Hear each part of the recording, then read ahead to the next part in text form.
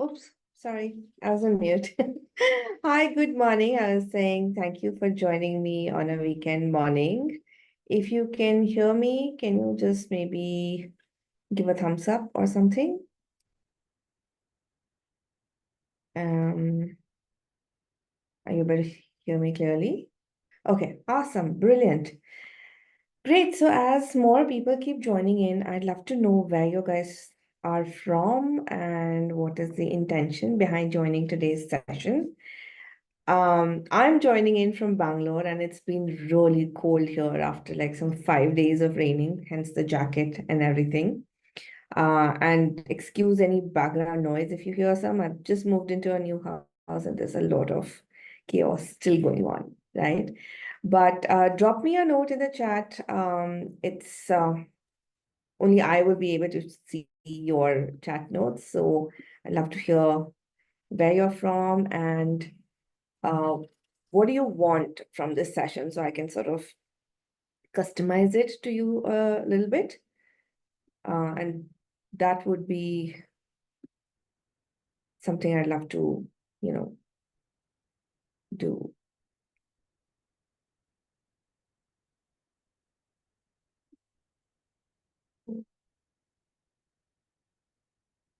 Okay, so we have some people from Mumbai, from Jharkhand. Oh, hey, someone from Bangalore also. Amazing. Cool. Okay, so today's webinar is about how to create a great portfolio. And as I keep saying in a lot of different places, um, a portfolio is super important for you to bag those high paying clients because anytime you have a client conversation, the first thing they ask for is send me your samples, right? And even I do that a lot of times when I'm reaching out to people for freelance work. I ask them, can you send me your samples? Can you send me your costing? And people come up with a blank, like they don't have samples, they don't have the right samples, they don't know, they don't have a profile written, and that just sort of delays the process. And sometimes that could lose you the contract or the deal that's coming your way, right? So today we're going to talk about what does it take to build a good portfolio, what constitutes a good portfolio. And what I'm also going to do is show you my portfolio that I send out to clients once I have a conversation with them, right? So before that, just a quick question. How many of you are here for the first time? And how many of you have attended my webinars before? Any first timers? Okay, I see a couple of them. Cool. So before I start then, just for the new ones, I'll give you a quick intro on who I am. I have been in the content and communication space for now close to 17 years. And what I have, half of that I've spent in the corporate space where I was working for various different companies. And then in 2015, I started my first, you know, marketing agency, which we grew to $1 million. Then I quit that in 2018 and I started from scratch again. And now I've built a few crores in revenue for my second business as well, right? Which is primarily, which is a content agency effectively now. Um, and that was one of the reasons the Content Collective was started because I was looking for people who can support me in content creation for my clients. And when I wasn't able to find good quality talent, my mentor told me to train talent myself. And that's how this whole, the 30-day free email course, the webinars, the 8-week mentorship program, all that started. But effectively, I'm here because I have cracked this code multiple times. I have been on the client side as well. So I know what clients want from content creators. And I have been on the other side and worked with some really big names in different spaces to create content for them. And I have my client retention rate is almost 100%. So once somebody works with me, they continue working with me, right? So I basically know how it works, and what I'm trying to do is tell you in bits and pieces and nuggets, what are some of the things you can do to become highly paid content writers, right? And today's webinar is a part of that process because creating a portfolio is super, super important. So how many of you actually have a portfolio? Can you tell me in the chat? Somebody, if you have a portfolio, say, I have a portfolio. If you don't have one, say, I'm just building one or something like that. Okay. And here I'm seeing a couple of no's coming in. Anyone with a portfolio? I'm only seeing the no's. Okay, someone is currently building it. Great. So if you don't have, okay, I now see a couple of yeses also. Okay. So if you don't have a portfolio yet, great that you're here because you'll get like the step-by-step process to do that. And if you are currently building it or have one, you will get some insights on how do you make it better. So what I'll do is I'll start sharing my screen and um, 1 second. Take you through a small deck, which should be 1 second. And I want this session to be interactive, so please feel free to ask questions. Though put your questions in the Q&A box so I can, take, like, I don't miss out any questions because of chatter. Okay. I hope you can see my screen. Just give me a thumbs up if you can see my screen.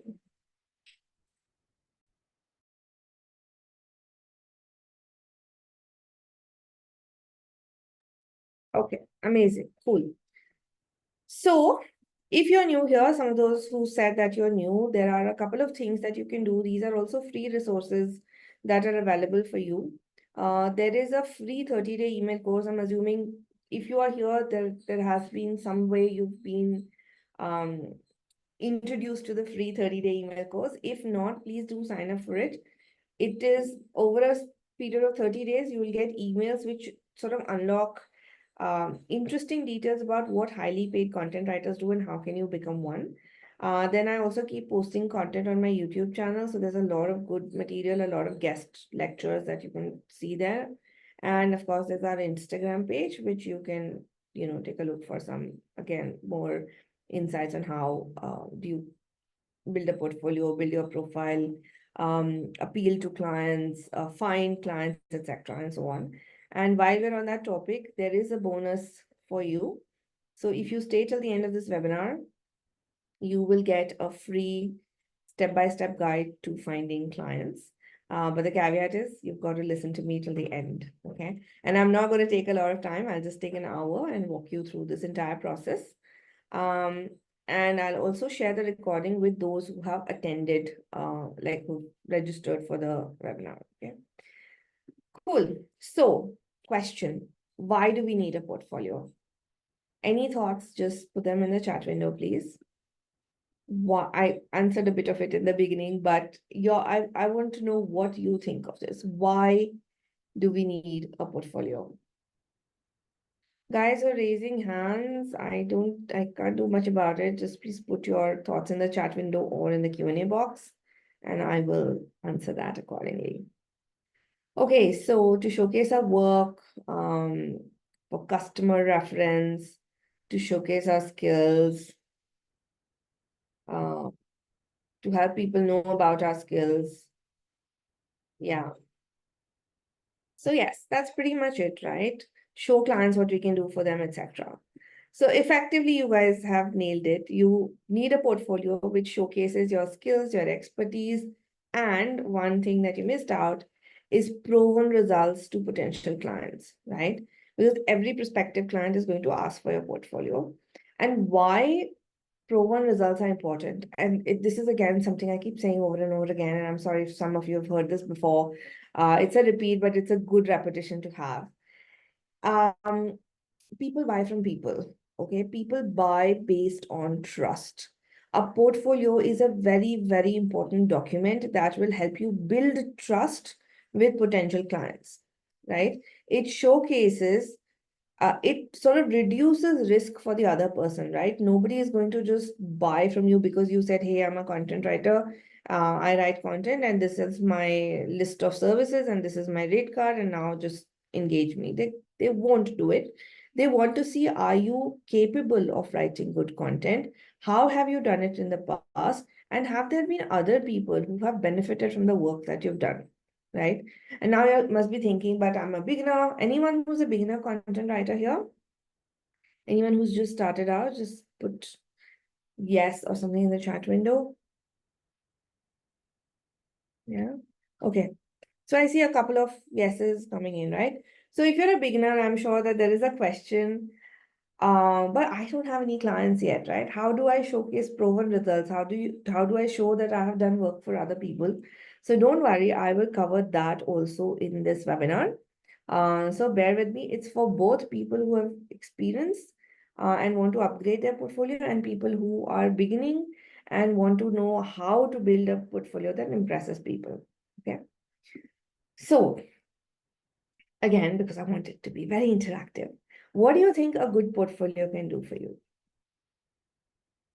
And we've talked about, right? Showcase skills, showcase expertise, prove results, all of that. But what else? When you create a good portfolio, and why I insist on it for people who participate in my programs, yeah, it is a collection of your sample of work. It can bring you high-end clients, true.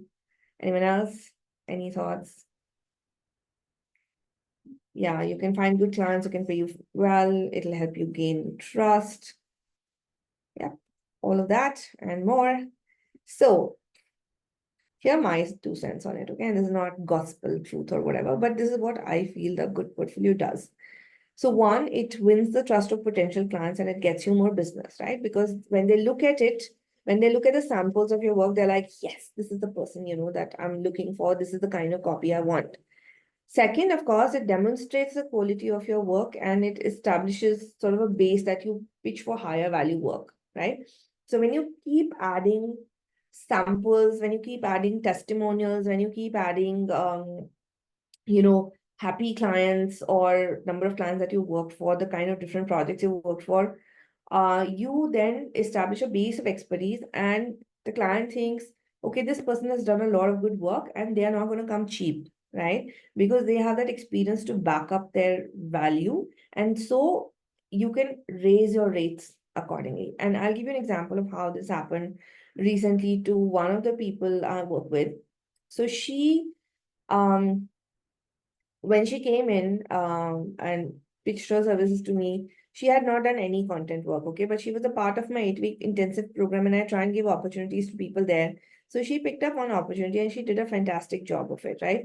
And then she kept building on that, building on that, building on that. And over time, when I saw the samples improving, she went, so we started with 3 rupees per word. When I don't typically do per word rates, I do project-based rates, but for the sake of comparison, I'm saying she started from 3 rupees per word, went to 5, to today she charges 7 rupees a word in a matter of 1 year, which is like a high leap, right?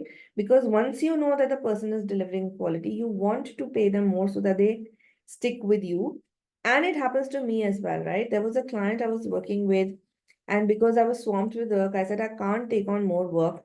And initially, so I was for a 750 word article, they were paying me 20,000 bucks at that time. Without me having to ask for a raise, they raised it to 30,000 bucks for 750 words. And within 6 months, they increased. So if I write 1,500 words for them now, they pay me 80,000 rupees for 1,500 words. And they have done it at their end without me having to ask for a raise because they want to work with me that much. Trust I have been able to establish by one, showcasing my portfolio, and second, delivering consistent value after that, right? So of course, when we talk about portfolio, it also gives clients something, because typically the person you're talking to in terms of having a conversation, they are not the final decision maker, right? So they will need something that they can circulate internally to other people and say that, hey, this is a good content writer. And then it gives them something that they can share internally or also refer. If they love your work, then they can also use the same document to refer you to other people, right? So it's really, really important to have a portfolio. And like Sheetal said, and I'm just reading from the chat window, right, that it creates an impression of credibility and resourcefulness in the client's mind. So that's really something we should be aiming for, right? So what does a kick-ass portfolio look like, right? And again, I believe that it has five very important things. Okay. Some of these are ancillary elements and not like within your portfolio, but you still need those to be able to send this out. So the first one is the cover letter, right? Which is basically a message that outlines your value proposition, and you are using that message to send out um, uh, the PPT or the link or whatever that you have as your portfolio.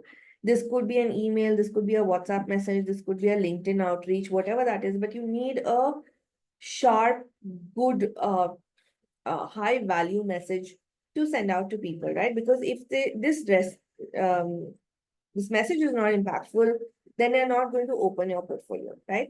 So one, we need a very, very strong cover letter. Second, we of course need samples of work, right? But they're not any samples of work. And I'll talk about it later that there have been so many times people send me their personal blogs and poetry when they're applying to business writing. And I'm like, it doesn't tell me anything. I'm sure you write great poems, but that's not what I'm hiring you to write. So what I want to see is business writing samples.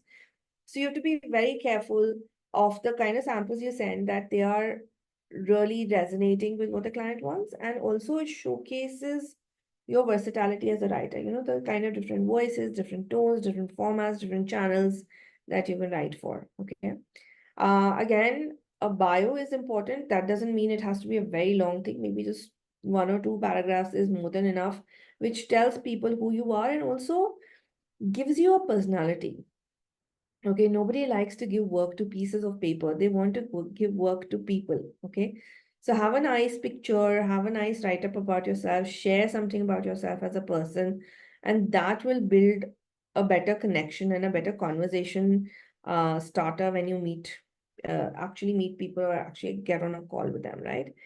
You, of course, need to have testimonials and social proof, which is like how people have loved your work before. And like I said, I'll talk about how beginners can do it.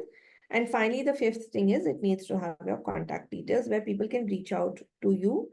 And they have to be correct contact details. I cannot tell you how many times I've got portfolios where the email ID is wrong. So even if I want to reach out to them, the message I get is this is incorrect, right? So you need to make sure that all of this is sorted in place. And this is the foundation of building a good portfolio. Okay. Now, the first and very important thing in any portfolio is your value proposition. Okay. Can anyone tell me what is a value proposition? Just put that in a chat window. What do you think is a value proposition?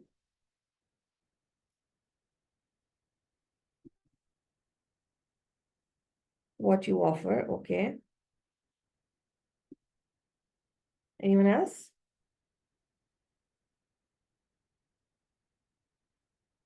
Work based on client requirements. No, those are your services. What you offer is a bit ambiguous also, but fine, I'll take that. Anyone else? Any thoughts?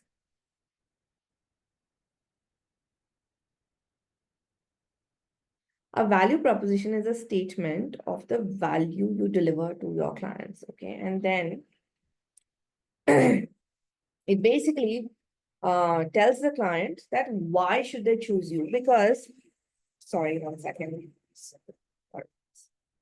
So, content writing is a very crowded space. Okay. And with AI, it's getting even more difficult. So now the question for every client is, okay, I have this much budget. This is my requirement. I have 500 applicants. Why should I choose this person? Right. And what answers that question is your value proposition, right? What do you bring to the table? Now, there are many different value propositions that you can have depending on what you deliver and depending on what the client wants, right? So typically people operate in three areas. One is quality, that I deliver better than anyone else, right? Better quality than anyone else.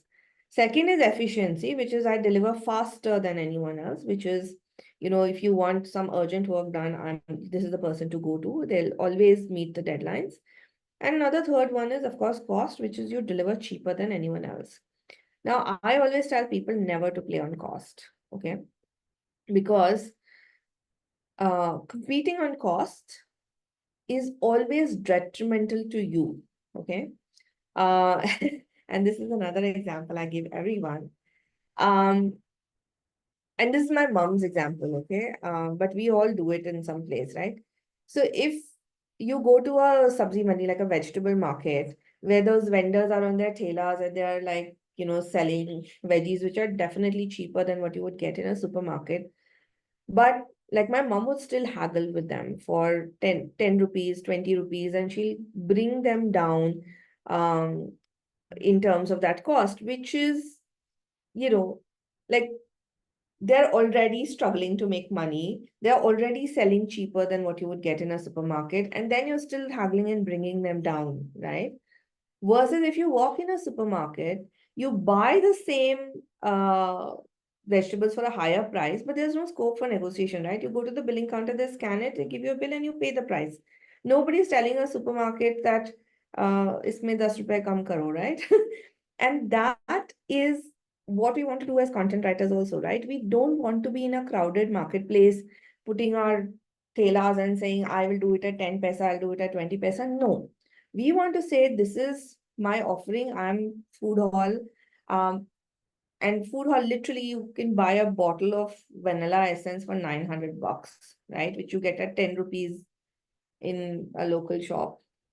So, but the difference is the quality, the difference is the packaging, the difference is the experience you get there, right? And you feel that paying that money is worth it. Of course, 900 bucks for vanilla essence is definitely not worth it. But um, for other products, you feel good while you are buying those products and services because it's a seamless, easy experience for you. You know that you don't have to haggle.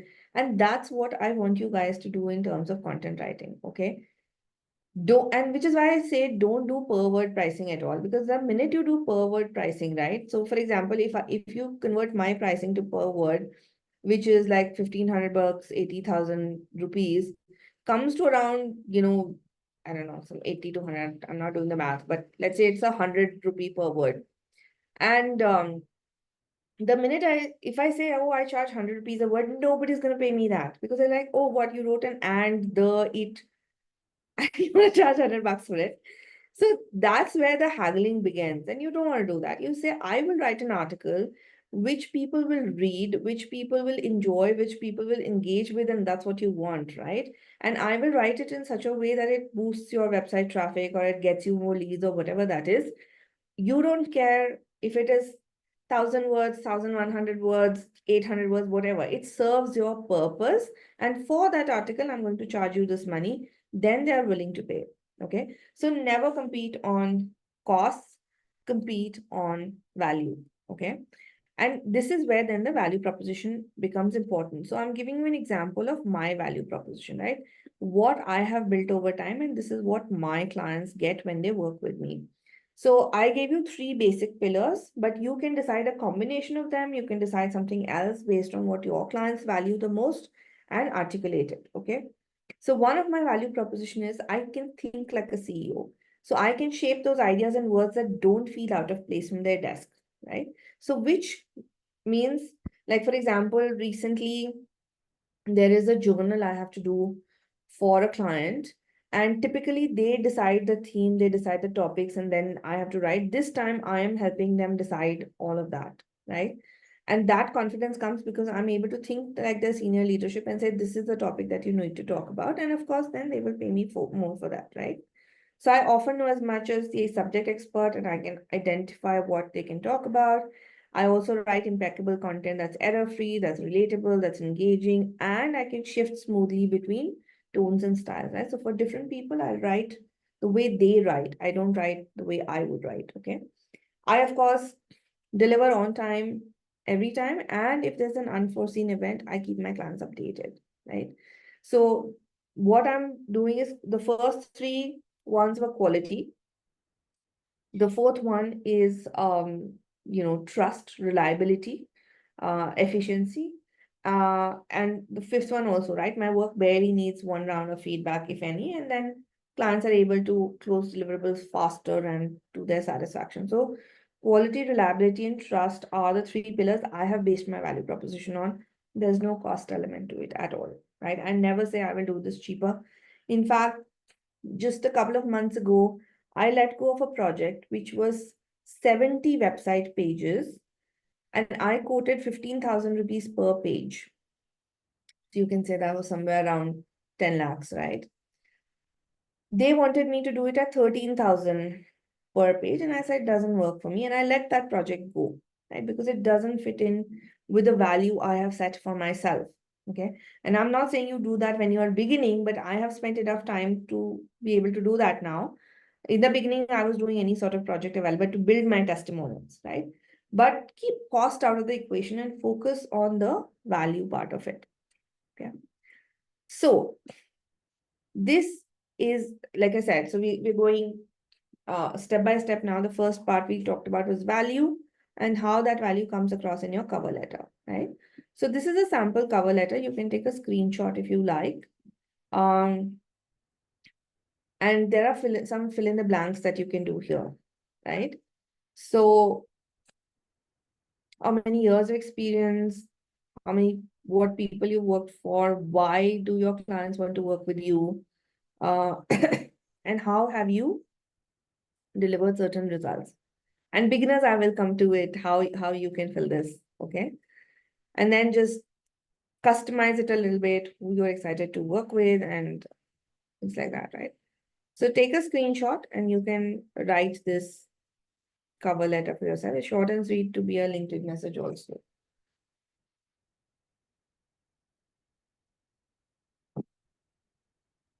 Done?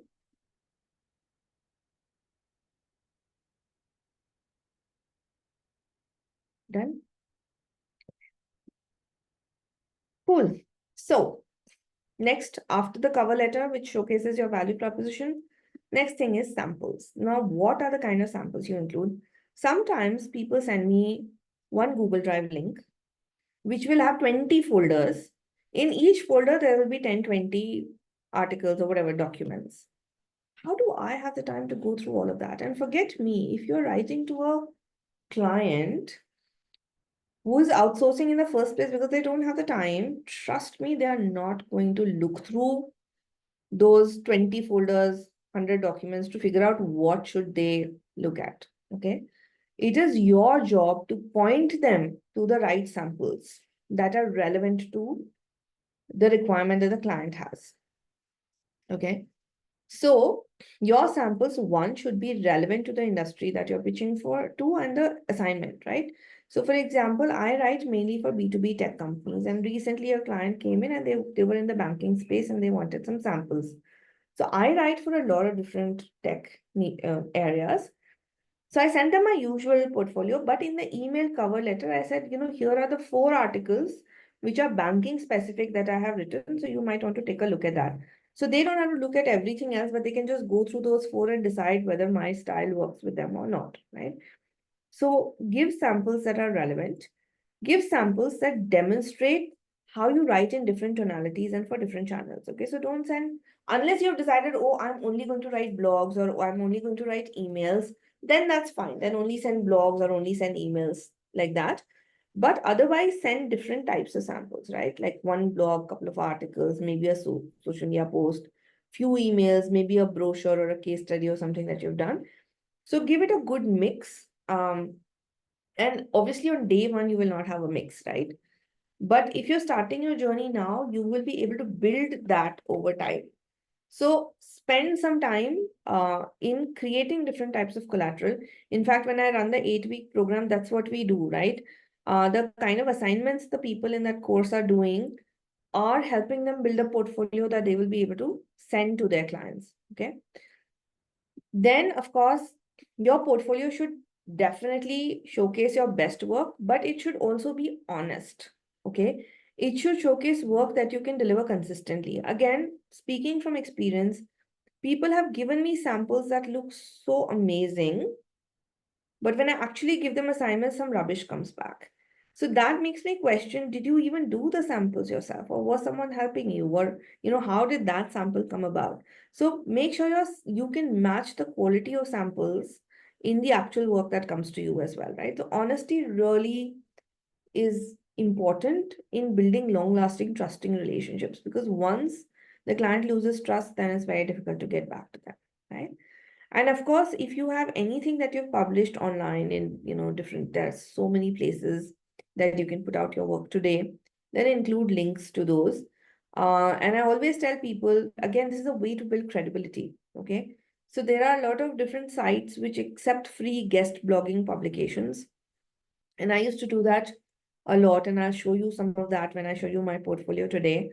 So try, whenever you write something, try and get it published in some media, online media publication, because then you will be able to say, oh, I was published in YFS magazine or in Entrepreneur or wherever.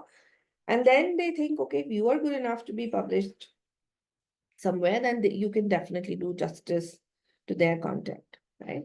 So think through what samples and how to build those samples and include that in your portfolio. Now, this is just a don'ts list, which I've already talked about a little bit, but just a quick refresher on it. So don't send hundreds of samples, only 5, 6 relevant ones. Don't send poems or personal journal entries, nobody's interested.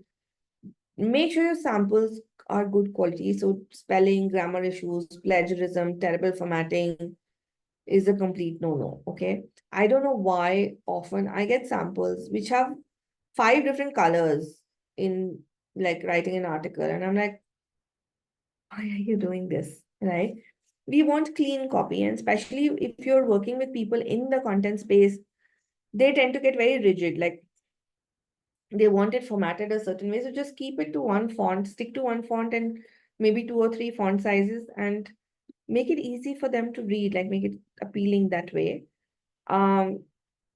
Very important point, don't include samples that contain another client's sensitive information, okay? Because that is also like the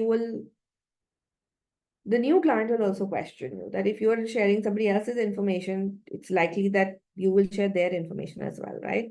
So make sure your samples are clean. If there are some names or something, you can black them out. Don't include samples that are not 100% your work. And don't include AI generated samples. If they wanted AI, they could have just done it themselves. They want someone to write good content for them. So make sure that your content is not AI flagged. You can use AI to help you write it, but it should still be somewhere an original human thought, okay? So we've done value proposition in the cover letter. We've done samples. Next is a bio. Okay.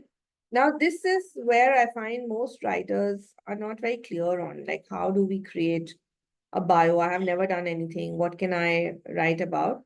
And I wish I had gotten some of the bios that the 8-week folks have written. They've done a fantastic job of it. But basically, a bio for a beginner, especially, is about showing your interest and enthusiasm in working for a company. For a person who has already been in the content space or already done some work in this area, it's about showing your accomplishment and your capabilities, right? So you can give an interesting opening that just hooks the reader to say, okay, let me see what these people can do for me. It's an optional thing. Not everybody needs to do that. You, of course, have to introduce yourself, right? Who are you? What's your name, designation? What do you do? Give them a very quick look at what you can do, right? What are your strengths? What are some of the things that you're great at? This is amazing for beginners, right? Because you can talk about how content has always been your strength and you've never monetized it before, but you're now getting into a place where um, you think that you're ready to go out and monetize that. So you can talk about your passion for content writing. You can talk about how everybody's loved what you've written till date. It's just now that you're, going out to talk about business, content writing as a business, right? Next is showcasing what you've done. So um, list out companies that you worked with, what are the results that you've delivered, any places that you've been featured in. You can also include education, role shifts, etc., right? And I'll show you my bio so you can get a sense of how all this comes together. But when you're a beginner, it might be just a paragraph, right? It'll just simply say, hey, so and so, I'm a content creator, and I've always been passionate about content. I've written many blogs and social media posts, and now I'm starting to monetize this journey, looking to work with exciting clients like yours. industry. I have experience in manufacturing, which is why, I'm ready to work with you. So initially, you also have to customize your bio to the person that you're sending out to. But later, I think you can just, once you have that experience and results driven, it could become um, a constant thing, right? And finally, it's important to give a glimpse of your personality, right? A lot of people miss it out, but I feel this is a very, very important thing because it gives people something they can relate to, right? So, what do you love to do? Who you are as a person? Where are you based? And so on and so forth.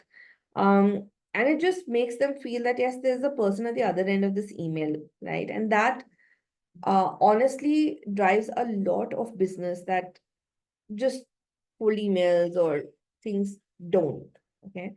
Very, very business-like stuff doesn't. So here's a quick glimpse of my bio. You can take a quick read, and once you've done that, give me a thumbs up. So effectively, this is sort of checking the boxes, right? Like, so I talk about one, the first thing I start with is all the places that I've been featured in, right? Because that's the USP I have, that my opinion has been, you know, is valuable enough for TEDx. It's been valuable enough for the World Economic Forum, which is like the biggest gathering of all the government and business leaders on this planet. I have been on TV, I've been in various media publications, I've been featured on the Humans of Bombay. So it shows them that I have um, things to say, right? And I have the intelligence to be on these platforms. And that um, is a big trust building factor. Okay. And this didn't happen overnight, right? I have been working steadily for the past 17 years to be able to give this laundry list of things, places that I've been featured in, right? And I gave myself goals that, okay, like for World Economic Forum, every 2 months I would write an article and I would send to them, right? Some get accepted, some don't get accepted, but over time I was able to build this portfolio. Yeah. Then I started with a hook, which is, content is a lead gen gold mine, but not everyone knows how to mine it, right? So I'm stating the opportunity and the problem in the same thing, right? That it's, you can do great stuff, like content can do great stuff for your business, but you're not using it right. Okay. And then I tell them how they can use it. And then after that, Supriya, that's me, how I have mastered the art of producing this great content that converts, right? Then I talk about myself that I've been a voice of business leader for 16 years, how many clients I've worked with, how many what do I do for them? Where have I been published? What do I write about? And then a personal glimpse, right? Like I'm a mom, I have a dog, I love new ideas and experiences. I love to tell stories, build meaningful connections, and serving the community, right? And that's the son that we just talked about. One second. Yeah, sorry. The benefits of being a mom. One second. Yeah. Oh, please close my door. It's interesting that he comes in when I'm talking about him. Okay, great. So this is, like I said, I also have a contact detail and where people can find me and know more about me. So I'm not saying write a detailed bio like this to begin with, but at least have one paragraph, right? That tells people who you are. Okay. So the important point for people who told me initially that they are beginners, if you're a beginner, what can you do, right? If you have no samples or no experience to speak of. Any thoughts? Anyone? Just put it in the chat window.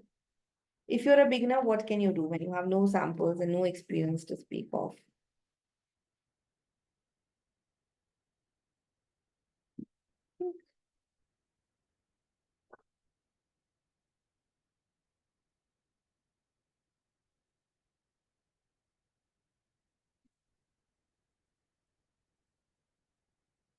Platform support and guidance, posting on LinkedIn. Uh, there are a couple of questions that I'll take later. Should a bio be written in a second person? Totally depends. And not second person, third person, right? Either first person, I do this, or third person, Supriya does that. Totally up to you. Preference is typically for third person, because if somebody else is forwarding your bio, they can't say, I am great at content writing. They have to say, Supriya is great at content writing. So just is easier for them to share. Um, Write articles in your area of interest, publish a blog, Quora, send some sample writings to clients. Okay. So these are, I know there's some more questions, but I'll take them towards the end. Please put them in the Q&A box so I make sure that I answer them and I don't miss them out, right? So as a beginner, this is what you need to do. First, if you don't have any samples, you create them. Okay. So whatever niche you want to write in, you write some topics around that, and that becomes choose a topic, go to some prompt generator websites, ask AI what are the top trending topics in this niche, and then pick that topic and write about it, right? Once you write those, then you pitch those to media websites to get your articles published, and that will strengthen your bio, right? Like I said, there is a YFS magazine, even the Hindu open page, they accept submissions. There are lots of these websites. You just have to Google search and figure out where you can publish them depending on your niche, right? Otherwise, I would have given you a list, but it's different from niche to niche. And on the bio, like I already said, instead of your experience and testimonials, focus on how you love to write and what is your energy and enthusiasm to contribute to that particular company, right? In the cover letter, you can do an option where you can tell the client that I'll do a free pilot project or a sample, and that really works. To give you an example, when I quit my other company and I started again from scratch, I came out with a non-compete agreement, which meant that all of the people I knew I couldn't reach out to. Okay, for the next 2 years, which blocked my ability to generate client quite a bit. But even then, I made 40 lakhs in my first year as a freelancer. So somebody put my name to a real estate startup, and they came to me and they're like, we want some blogs. Have you ever done anything on real estate? And I had never, like, I'm not even a house buyer. Okay. So I know nothing about real estate, but they said, we want some samples, and I didn't have any real estate samples. So I said, you know what, let me write a blog for you. And if you like it, we can go ahead and discuss commercials, etc. But I'll do a free sample. And so they sent me a topic. I wrote it. They loved it. And then they ended up giving me I think 40 blogs over the year to write for them. So offering to do a free project when you're a beginner in a particular niche, or when you're a beginner generally also, would open that door for you. And then if you're able to deliver quality, you will start getting the pipeline of work that you need, right? And testimonials also, you can do small samples, right? For people, your peers, your friends, your family, and get them to comment on your writing or even your work ethic, right? So I'm sure we all have some network, right? Some friends somewhere who's working in a company, or who's running a business and wants help with something. So you can offer to do some free work for them and get their testimonials, which you can then showcase to other people. Okay. And finally, as you build experience, so what I showed you, right, the bio and the places that have been featured, is not something that happened overnight, right? Every year I update it. So right now you saw there are 16 years of experience in my bio. Come August 7th, I will change it to 17 years, right? So you have to keep updating, keep adding, and I'll show you how I send my portfolio out, and that also gets updated very frequently. So as you build experience, keep updating, and slowly you will realize that you've done so much, you just haven't documented it. Okay. Um, cool. So how should you send your portfolio? Okay, and this is a very important thing, because most people get stuck in, oh, I need to make a website. And I can see a couple of questions. My posts are on LinkedIn. Is that a bio or a portfolio? If I publish on WordPress, will that also work? So yes, right. You don't need a fancy website to send out your work samples, etc. You can easily send attachments like a Word doc or a PDF file. That's what I do. Just be conscious of the file size. Don't send a very heavy file, because people will not be able to access it. You can definitely send Google Drive links, but don't do it like 100 samples. Make it customized and accessible to them. And if you publish on WordPress, Medium, any of that, any other blogging sites or media sites, etc., you can send links to published work. So these are three very good ways to just send out your samples. Don't bother about, building a fancy website or a fancy landing page or anything. That's not needed. Yeah. Um, and then finally, you have to put it all together professionally. So I just want to give you a quick glimpse of what my portfolio looks like. And this is for your eyes only, okay? Please do not like share it or replicate it or whatever. So I start with my value proposition, which is driving business with thought leadership content. So I help people get more business by building content as their base. Okay. And then I talk about why content is so important to them, right? So I'm showing them what is important. So how it has shifted, how are clients buying their products, and therefore why they need to be where the customer is.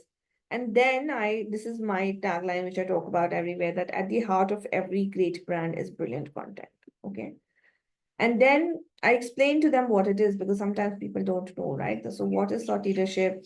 Why it's so important? So I've collected data and I talked about why your business needs to invest in it, what are the ways it can help your business, and then again some thoughts on, some numbers on how does it build trust and recommendations and pipelines, right? And then I talk about, okay, as a company, we have over 30 years accumulating experience. We've worked with 60 clients. And then I give a laundry, like this, I've blanked it out, but there's a long list of clients that I've worked with. And every time there's a new client, I add that logo here. Then I tell them what is it that we offer. So long form, research report, leadership branding, all my service offerings are listed here. Then I talk about who I am. So my years of experience, where I've been featured and so on. Then I give them the testimonials, right? That what people have said about my work. And then I tell them my case studies, right? How I helped, let's say a $500 million product company, how I helped a 75 million tech company, how I helped a 5 billion IT company. So these are case studies that have helped me get, more work. And then I give them some content samples. And like I said, there are different samples I've added here, but in my cover letter, I always add samples that are relevant to their industry. Okay. And then finally, it is my um, contact details, right? So this is effectively what my portfolio looks like, and it follows the 5 essential elements that I've talked about. So I've showed you my cover letter, I've showed you my bio. My portfolio also has the value proposition, the case studies, the testimonials, and the contact details, right? Now, I will take you through a little bit about my 8-week program, if that's okay with you. And we just have now 10-15 minutes left. Take you through this program, like a quick detail on what it is. And if you are still around, I'll answer your questions, which you can put in your Q&A box. And for those of you who stay till the end, I will send over, I'll email you the link to the free guide on finding clients. Okay. So this is my program that I started last year. It has generated over 38 lakh of opportunities for participants. And there are some stories on YouTube that you can check out. And there are more in the pipeline. I just haven't gotten around to recording and uploading them, but there's a lot of good stuff that's happening via the program. But it's a very intensive program, right? Like what the name says. There are no shortcuts, unfortunately. There's no trying it out. If you're in it, you're in it, and you've got to put the hard work in. And trust me, we will push you to do the best that you can, right? But what the course will teach you is there's so much opportunity in content, so much, right? How do you grab those opportunities and not just run about every different project that comes your way, right? How do you be very focused, very goal-oriented, and go and get what you're worth, right? How do you become a highly paid content writer? It will also talk about what content writers don't know about client expectations. And I think that's a really, really important thing to get to know. It will teach you about how to research quickly and efficiently. It'll also tell you how to tell better stories and create content that engages and converts. And I saw a question about, how do I build storytelling as a skill? So it covers storytelling as well. It will dive deep into building a kick-ass portfolio. So what I've talked about here today, I've basically told you everything that is to be done, but there we take you step by step through actually building that portfolio, right? We'll review your bio, we'll review your value proposition, these assignments that you'll do will go into your portfolio, etc. Right? And then we of course talk about how do you find and convert clients, and finally, how do you price your services? I think that's the biggest question a lot of people have, right? How do you send codes, and how do you sign agreements and get all that documentation in place, etc. So that's what the 8-week program is all about.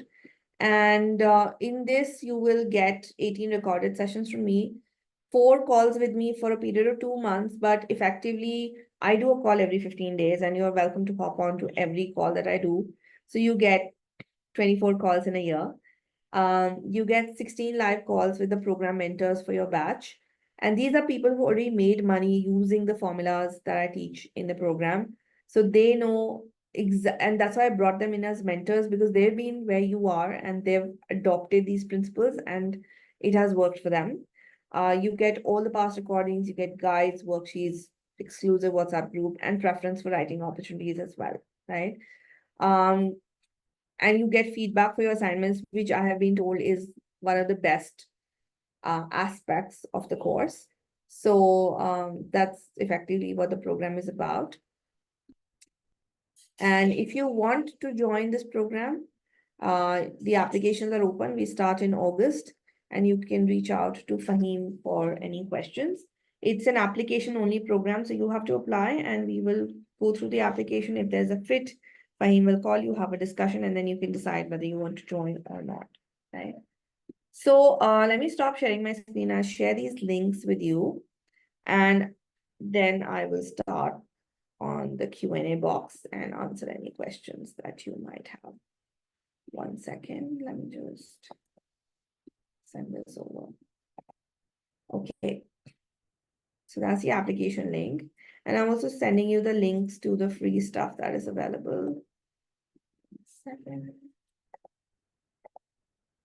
Okay, and all of you who are already here, let me just send you the link to this also.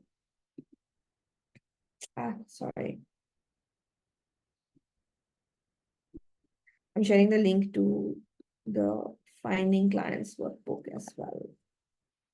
Okay, so you can use this link to access this workbook. 1 second. Till then, please type your questions in the Q&A box. Let's make this accessible.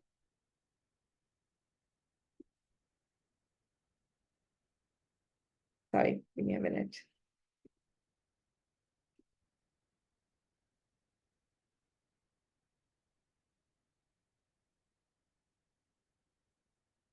So this is the accessible link.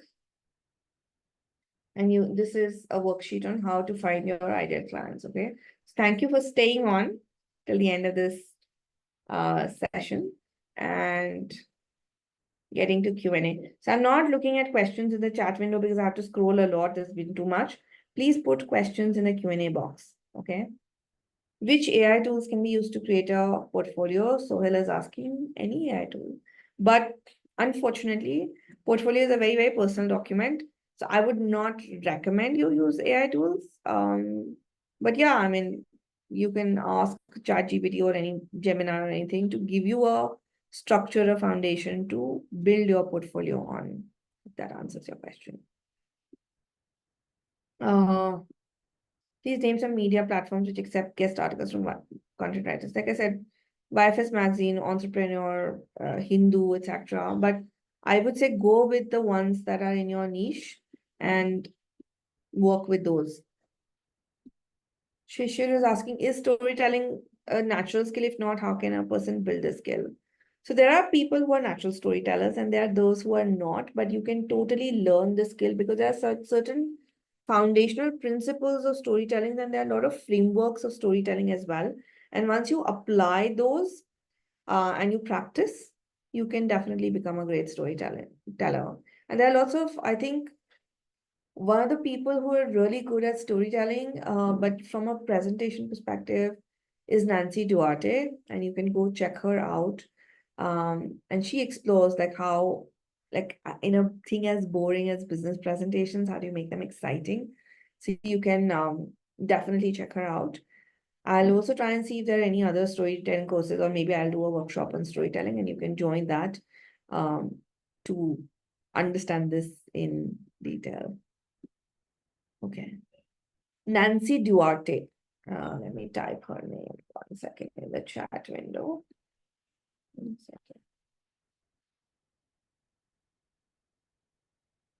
second. For a hardcore professional content writer, which is more important, a personal website with a blog written samples, or my personal LinkedIn account post displaying my samples. Which platform do the clients prefer for searching? Clients don't want to search, first of all.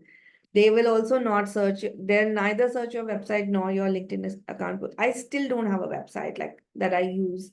My company is called Upgrade Consulting Private Limited. If you go search, there is no website. Okay. Clients only work with me based on my LinkedIn profile, which is sort of optimized, which tells them who I am, what I do, what are my accomplishments. I don't even post on LinkedIn on a day-to-day basis. Okay. Very randomly, rarely, if I'm doing something, it's not even content related. Okay.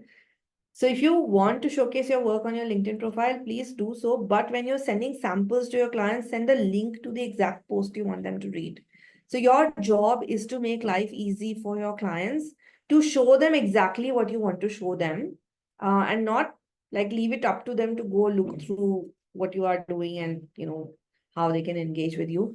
So as easy as I have sent samples just as attachments and PDFs in emails, right? To say, okay, somebody wanted a sample on AI in manufacturing. I didn't have anything. I wrote a 400-word blog, marked it as a sample, attached it in an email, and sent it. I didn't even bother publishing it on WordPress because they are not like, it's not for, they don't care whether you have an online presence. They care whether can you write, and can you write well, and can you show them what you've written in the easiest way possible for them.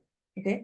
So like the technicalities are irrelevant, the information exchange is valuable. So do whatever works for you and your client. Okay, there's no set formula to it. In the areas of business and health, which magazines or website can I publish my articles in? So Sheetal, I do not know because I don't have a repository of websites. But if you do a simple Google search of saying health magazines that accept guest contributors or guest posts, you will get a list. Okay, or business magazines that accept guest contributions or posts, you will get a list. Then you have to go to their website, figure out where that guest posting is, go read the guidelines they have, and write according to what they want, because every magazine has a different guideline. And then you can submit articles there. I have written some content which is posted on LinkedIn that no, that's not a bio. A bio is who you are and what you do. This content that you post on LinkedIn is like your opinion, your perspective, your samples. That's not your bio. How do you start writing a blog? That's a very interesting question. There is actually a guest webinar I did with Digital Deepak, where he talked about blogging on Substack and how to get started. It's on my YouTube channel. Please go watch that because he is the blogging expert and you will get more valuable insights from that. But my simple thing would be figure out a topic that you want to write on, like a subject area. Find out what are the topics, like create a content calendar. These are the topics I want to write on.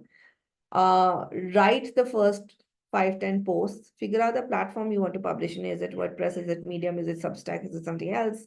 And then decide on a frequency that every week I'll put one post, and then start like posting what you've written and creating new content. And then obviously publicize your blog to the people who know you, to maybe through ads, maybe through community, whatever that is. So that's like in a nutshell, how do you start writing a blog? Uh, I've already talked about the media article question. Best way to find a niche and how can I get started? The best niche is what comes naturally to you, because I would say every niche pays money, right? So I have worked for tech, which of course pays money because expertise is important. So niches like tech, finance, legal, which require you to have a background in them, obviously pay more for the expertise that you bring to the table. But that said, I have written for detergents and wines and lifestyle and, like I said, real estate. And all of that have, like, I used to write a wine blog, and for 500, 400, 500 word blog, they would pay me 5,000 bucks many years ago. So every niche has money. I would write for coaching, I write for like, or run like vegan food or whatever that is, right? So everybody has met the rates that I've asked for. So from money standpoint, all niches have have money. You just have to find the right clients. And second is, I think you should go with niches that appeal, that come very naturally to you, right? You don't want to start learning another subject from scratch, because that'll be two things that you'll be focusing on. So I do mainly tech because that's the background I come from. But I do coaching, consulting, real estate, wine, etc., because those are interest areas also, and I'm able to like make sense of things and write. But I don't actively go after them. If a project comes, I'll do it. I'll never say no to an opportunity. But if the clients I go after are tech, because tech comes very easily to me. So you have to figure out what works for you and then choose the niche accordingly. But if you're just beginning, I would say don't really bother looking for a niche that early in the game, because experiment a little, do whatever you want. Um, and over time, you'll understand what is really bringing you money, coming to you easily, and what you love to do. So that would decide the direction by itself. I think I've covered all questions uh, now. And I think we're also out of time. So thank you so much for joining in, giving me your Saturday morning. I hope you found some value in this webinar. And I'll share the recording to people who have stayed on till now. And any questions, like I can see a few questions in the chat, when the program will start, etc.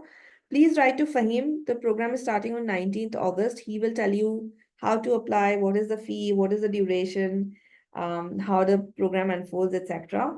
So let me just share his details again, and you can apply and he'll reach out to you, or you can write to him and he will connect with you. So I hope to see some of you in the 8-week program also. I think it's a good place to be. And again, thank you and see you soon. Have a good rest of the weekend. Take care. Bye-bye.